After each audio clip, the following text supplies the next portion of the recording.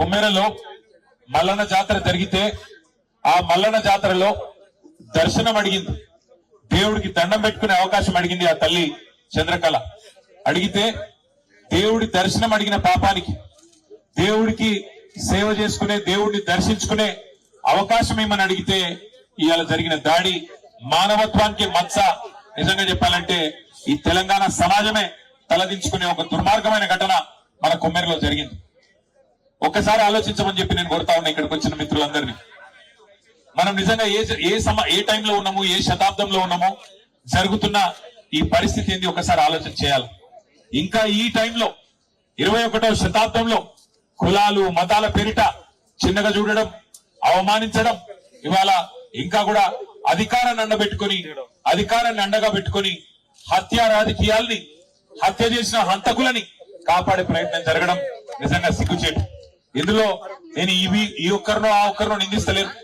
ఇందులో హంతకులకు అండగా నిలబెట్టే ప్రతి ఒక్కడు, వాడు ఎవడైనా గాని, వాడి దోషి రాష్ట్ర ముఖ్యమంత్రి అయినా, స్థానిక ఎమ్మెల్యే అయినా, స్థానిక ఎంపీ అయినా, ఎవరైనా కూడా ఈ తప్పు, ఆ పసిగుడ్డు ప్రాణాలు తీసిన హంతకులకు అండగా నిలబడ్డ వారు ఎవరైనా సరే వారిది ఖచ్చితంగా తప్పే. ఏమడిగిందా పసిగుడ్డు? మీరు ఎక్కి కులుకుతున్న గద్దెని అడిగిందా? మీరు పోగు చేసుకుంటున్న మూటల ముళ్ళు అడిగిందా? అడిగింది మల్లన్న దర్శనం.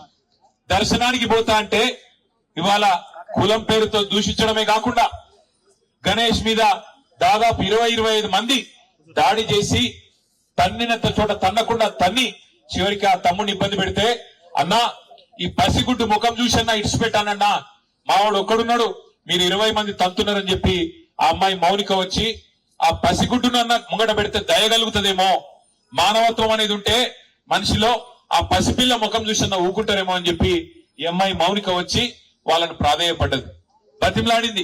అన్నా వదిలిపెట్టండి అన్నా, చచ్చిపోతాడన్నా, కొట్టకండి అన్నా, పసిగుడ్డు ముఖం చూసి తండ్రిని వదిలిపెట్టండి అన్నా అని అడిగితే, దుర్మార్గుడు, మానవ మృగం లాంటి మనిషి వాడెవడో చెత్తనా కొడుకు, వాడు కాలితో తంతే ఆ పాపని, ఇవాళ పాప చనిపోయింది.